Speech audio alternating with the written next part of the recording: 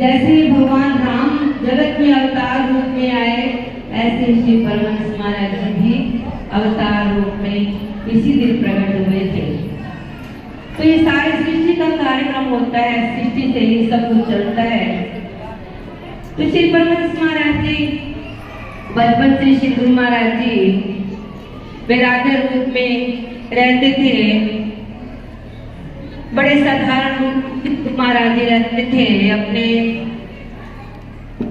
जंगल में शेर चीतों से भी श्री गुरु महाराज जी खेलते थे, क्योंकि जो सत्य आ जाता है, जिसके हृदय में सत्य आ जाता है, जो सत्य रूप हो जाते हैं, सारी प्रकृति सारा कुछ उनके अधीन हो जाता है।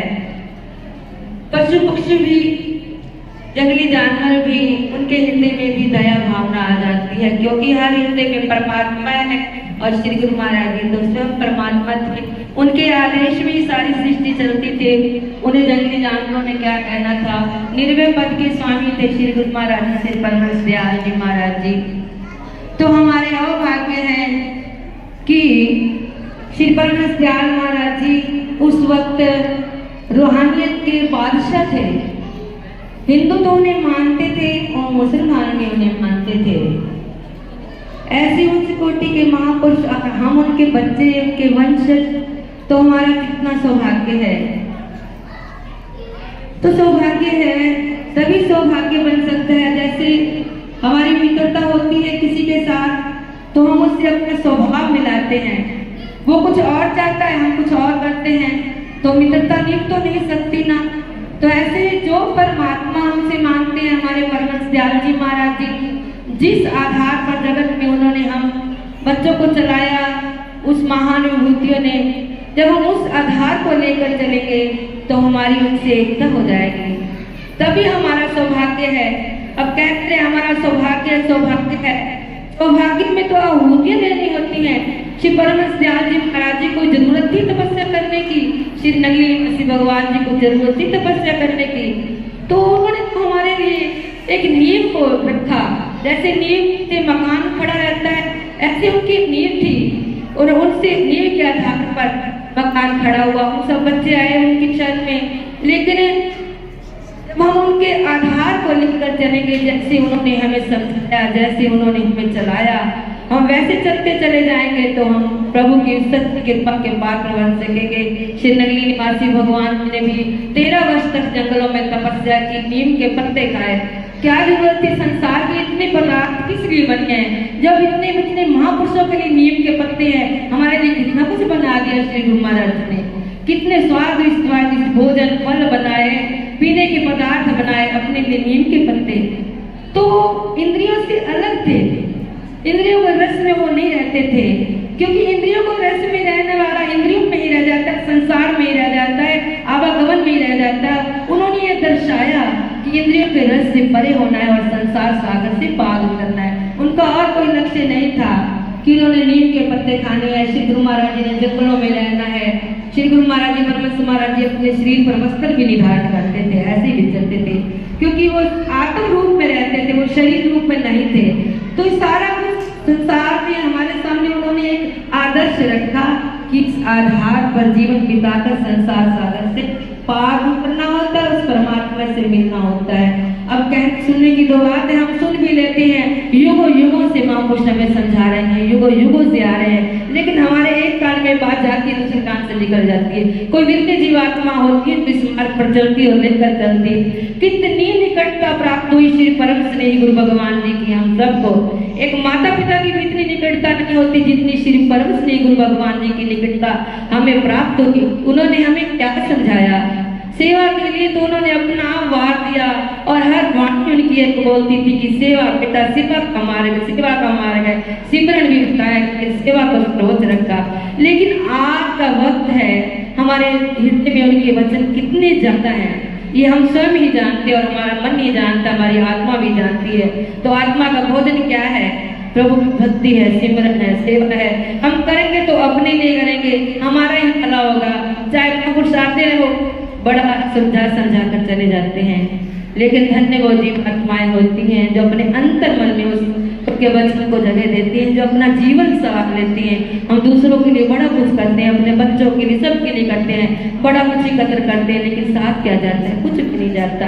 अपने लिए हानि के लिए मार्ग खोज लेते हैं, हानि करते हैं अपने लिए। लाभ वही प्राप्त करता है जो श्री गुरु महाराज जी के वचनों को लेकर चलता है। हम चाहे कितनी अपनी शोभा गा लेंगे, महापुरुष संसार में आए, उन्होंने अपनी शोभा का गायन नहीं किया, उनकी शोभा को हम गा रहे हैं। क्यों गा रहे हैं? उनका सत्य था, उनका धर्म था, उनके हृदय में सबके लिए सहज भाव था, उनके लिए हित भाव था, सबके हृदय, उनके हृदय में सबके लिए हित भाव था। तो आज हम उनके गुण गा रहे हैं। हम अपने गुणों का गायन करते रहेंगे तो क्या प्राप्त करेंगे? जो किया कराया होता वो भी अकार्य चला जाता है। हम थोड़ी सेवा करते हैं, ज्यादा बखान करते हैं, थोड़ा दान करते हैं, बखान करते हैं, अपने गुणों का बखान करते करते अभिमान को लेकर चलते चलते संसार से विदा हो जाते हैं, लेकिन प्राप्त कुछ नहीं कर पाते। प्राप्त वही कर पाता है जो श्री गुरु महाराज जी के वचनों को लेकर चलता है। ये सारे आयोजन, ये सारा कुछ किस लिए किया जाता है? गुरु दरबार में आओ, सेवा करो। ये नहीं कि आकर मौज मस्ती ही मारनी है। मौज मस्ती तो बाहर भी लोग बड़े ज्यादा मारते हैं और मार मार के वैसे रह जाते हैं। दरबार में आकर तो कुछ प्राप्त करना होता है। आकर गुरु महाराज जी के वचनों को तो सुनना होता है, लेकिन सेवा आधार है जीवन का। गुरु महाराज जी ऊंची आवाज से बार बार फरमाते थे, आधार है सेवा जीवन का। जितना वक्त हम गुरु महाराज जी के चरणों में लगा लेंगे, बस वो ही वक्त हमारा सार्थक है। बाकी सब अकार्य। ठीक है, संसार के धंधों को करना होता है, लेकिन संसार के सत्य का तो हर एक इंसान को पता है। सत्य क्या है, झूठ क्या है, माया सत्य है और ये प्रभु का नाम सिमरन सत्य है। और यही जीवन का सार होता है। अपनी हमारे मन की इच्छा है, हम मन को मोड़ मोड़ कर चलेंगे तो वो दरबार की ओर हमें ले जाएगा। हम मन की मानते चले जाएंगे तो संसार की ओर ले जाएगा और धकेल देगा हमें संसार में, आवागम में फंसे रहेंगे। लेकिन धन्य भाग उन जीवात्मा के होते हैं, सुनना भी होता है, मानना भी होता है। रोटी पकाकर पकाए नहीं, हम कहते रहे रोटी रोटी रोटी तो पेट नहीं भरेगा। जब हम रोटी को पकाकर उसको सब्जी बनाकर सामने रखें तो हम खा पाएंगे। तो ये हमारी आत्मा का भोजन है। हम खाली कहते रहेंगे सेवा सेवा और कहते रहेंगे कि हमें बड़ा प्यार है, हमें गुरु महाराज जी से बड़ा सा प्यार चाहिए, हम बड़ा गुरु महाराज जी से हमें वही प्यार मिलना चाहिए जो पहले मिलेगा। मिलेगा कैसे?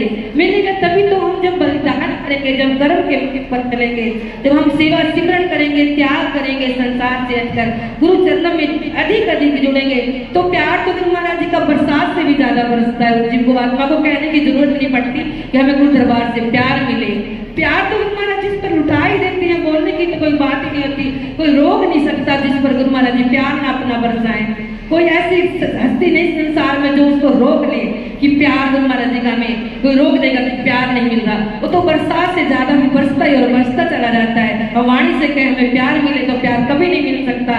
प्यार उसी को प्राप्त होगा जो गुरु महाराज जी के निकट निकट निकट होते चले जाएंगे, गुरु महाराज जी के वचनों को लेकर चलेंगे, दरबार से बिल्कुल जुड़ कर चलेंगे, अपने धर्म को समझेंगे, अपने कर्म को समझेंगे, वही गुरु महाराज जी के प्यार को प्राप्त कर सकेंगे।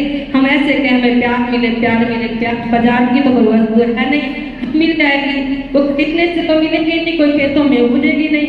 वो तो धर्म से प्राप्त होगी, वो तो सत्य से प्राप्त होगी, प्रभु की सेवा से प्राप्त होगी, प्रभु के वचनों को पालन करने से प्राप्त होगी। इसको कोई रोक ही नहीं सकता, कोई भी नहीं हो सकता। संसार में श्री गुरु महाराज जी फरमाते थे बेटा, कोई धर्म मार्ग पे चलता है तो जो नहीं चलता हम भी नहीं उसे आगे बढ़ा सकते। गुरु महाराज जी फरमाते थे मेरे सामने, गुरु महाराज जी फरमाते जो धर्म पे चलता है उसको कोई रोक नहीं सकता। संसार में धर्म सर्वो परे है, जो धर्म के आधार पर चलता है उसको कोई भी संसार में चाहे ऊंची ऊंचे हस्तियां सारी दुनिया इकट्ठी हो जाए, जिसके पास धर्म है उसके पास सारा कुछ ही है, प्रभु उसके हैं। जिसके पास धर्म नहीं उसके चाहे दुनिया इकट्ठी हो, सारे इकट्ठे होकर आज हम इसकी रक्षा कर ले, कोई नहीं कर सकता जिसके पास धर्म नहीं है। गुरु महाराज जी फरमाते हम को उसे आगे नहीं बढ़ा सकते जिसके पास धर्म नहीं है, और जिसके पास धर्म है उसको कोई रोक नहीं सकता। सारी हस्तियां संसार में आई धर्म को ही देने के लिए आई, सत्य को ही देने के लिए आई।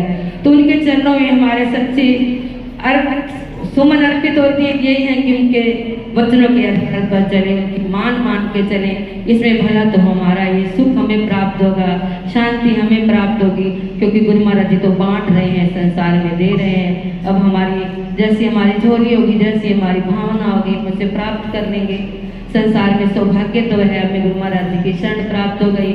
हम निज योगियों में नहीं जा सकते, लेकिन गुरु महाराज जी से जुड़ता तो वही है। ये गुरु वही होता है जो धर्म के आधार पर चलता है, गुरु महाराज जी को वचन को मान कर चलता है, जो हृदय से सेवा करता है, हृदय से सिमरन करता है, हृदय को श्री गुरु महाराज जी के वचनों को मान कर चलता है, बस वही गुरु महाराज जी का बन सकता है। तो आज श्री गुरु महाराज जी के पावन जन्म दिवस के शुभ दिन मैं श्री गुरु महाराज के पावन चरणारविंदों में प्रार्थना करती, प्रभु हम आप जी के बच्चे हैं, आप अपनी दया बरसाना हम बच्चों पर। बड़े वक्त से भूल में चल रहे हैं, धर्म संसार में हमारा आवागमन बना हुआ है, प्रभु आप भी दया करना, हमारे हृदय में धर्म पैदा कर देना, सत्य पैदा कर देना, अपने वचनों को मानने की शक्ति प्रदान करना। प्रभु आप दया दूत है, आप क्षमा दूत है, हम बच्चों पर दया, हम भटक ना जाए संसार में, प्रभु हमें सबसे संभालना, सदा दया करना। श्री गुरु महाराज के पावन चरणारविंदों में श्री गुरु महाराज जी के पावन दिवस की बहुत बहुत बधाइयाँ हो। स्वामी जी संपूर्ण सर्व संगत को बहुत बहुत बधाइयाँ हो। श्री गुरु महाराज जी की भूल को क्षमा करें, कई बार आवेश में आकर कुछ बोला जाता है तो कई बार मन में दबाव भी पड़ता है, तो गुरु महाराज जी दया करें, शुद्ध वाणी बोले, धर्म पूर्ण वाणी बोले, प्रभु आप भी बुलाने हैं, आप भी करवाने वाले हैं, प्रभु सदा ऐसी दया करना, शुद्ध बुद्धि देना, शुद्ध बोलने की शक्ति देना, कृपा करना और बात क्षमा करना। बोलो जय, बोलिए श्री गुरु महाराज की जय, बोलो साचे दरबार की जय, बोलो श्री नंगली निवासी भगवान की जय, श्री परमहंस बिहार महाराज की जय। अभी हम सबने सम्माननीय बाई जी के बड़े सुंदर सुंदर वचनों को श्रवण किया है।